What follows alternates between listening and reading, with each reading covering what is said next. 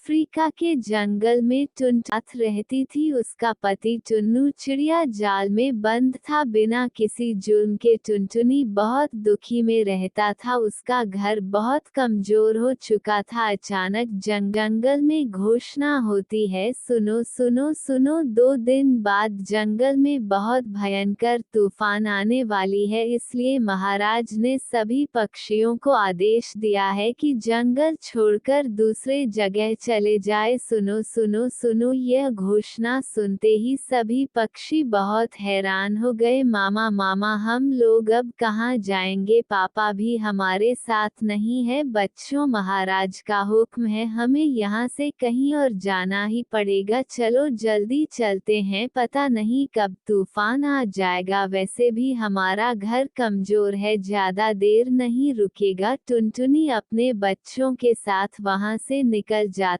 है। पास वाले जंगल जाने के लिए निकल पड़ता है, लेकिन रास्ते में बारिश शुरू हो जाती है। बच्चों आओ, हम सभी स्पेयर पर बैठते हैं, बारिश रुकते ही हम आगे बढ़ेंगे। टुनटुनी अपने बच्चों के साथ पेड़ पर छप्पर डालकर बैठ जाती हैं। थोड़ी देर बाद गोलू भूख से रोने लगता है। मामा, मुझे भूख लगी है, कुछ खाने को दे दो। क्या करूं, मेरे बच्चे भूखे हैं। जल्दी जल्दी में बच्चों को मैं कुछ खिला भी ना सके, मुझे अपने बच्चों के लिए भोजन का इंतजाम करना होगा। सुनहरी बेटा, तुम अपना भाई का ध्यान रखना, यहाँ से बाहर मत निकलना, और मैं भोजन लेकर अभी आता हूँ। टुनटुनी भोजन की तलाश में चली जाती हैं। इधर गोलू सुनहरी से कहता है, दीदी मुझे बारिश में भीगना बहुत अच्छा लगता है, चलो ना हम बारिश में भीगते हैं। ना बाबा ना मामा को पता चलेगा तो मामा बहुत मारेगा। चलो ना दीदी, माँ को कैसे पता चलेगा? अच्छा लगता है ना, चलो ना दीदी। फिर वह दोनों बारिश में भीगने लगता है। तभी चल आता है, गोलू को पंजे में दबाकर उड़ जाता है। फिर वह रोने लगता है, मामा जल्दी आओ। चल, गोलू को उठाकर ले गया। सुनहरी जोर जोर से रो रही थी। तभी टुनटुनी भजन लेकर आती हैं। क्या हुआ बेटा, तुम्हें? गोलू कहाँ है? मामा एक चल गोलू को उठाकर ले गया है, लेकिन हम तुम दोनों को यहाँ छुपा कर गई थी। बेटी फिर कैसे? मैं और गोलू बारिश में नहा रहे थे, तभी वह चल पता नहीं कहाँ से आ गया और गोलू को पकड़ कर ले गया। हमने आपकी बात नहीं मानी। फिर वह बच्चा रोने लगता है। चलो बेटा, यहाँ से हम लोग आगे चलते हैं, शाम होने तक जंगल में पहुँच जाएंगे, यही बहुत बड़ा बात है। टुनटुनी अपनी बेटी सुनहरी के साथ आगे की सफर पर निकल जाता है। उसे दूसरे जंगल में एक गुलाब का घर दिखाई देता है। वह उसे घर के पास जाती है और दरवाजा खटखटा आती है। वह कौन हो तुम दोनों? हम दोनों परदेसी हैं बहन, हमारे जंगल में एक बहुत बड़ा तूफान आ गई है, कुछ दिनों के लिए हमें इस गुलाब घर में रहने के लिए दे दो। तूफान थमते ही हम दोनों यहाँ से चले जाएंगे। मेरे गुलाब घर में बहुत जगह है, चाहे रह सकती हो। टुनटुनी खुशी खुशी अपनी बेटी सुनहरी के साथ उसे घर में रहने लगता है। कुछ दिन बाद बारिश थम जाती है। सुंदरी बहन, हमें इजाजत दो, अब हम चलते हैं। आपका बहुत धन्यवाद, आपने हमारी तूफान में घर में रहने में मदद की। हरी ने, वह एक जादू कौवे थी, उसे तुम्हें की हाल पर दया आ जाती है। गुलाब के बीज है, इसे सुरक्षित देखकर मिट्टी में दबा देना और यह घर में बदल जाएगा। टुनटुनी उसे बी को लेकर अपने गांव के नदी के पास आकर मिट्टी में अगली संभव वहां जादुई गुलाब घर आ गया था। उसमें खुशी खुशी बाकी की जिंदगी काट देती है। यह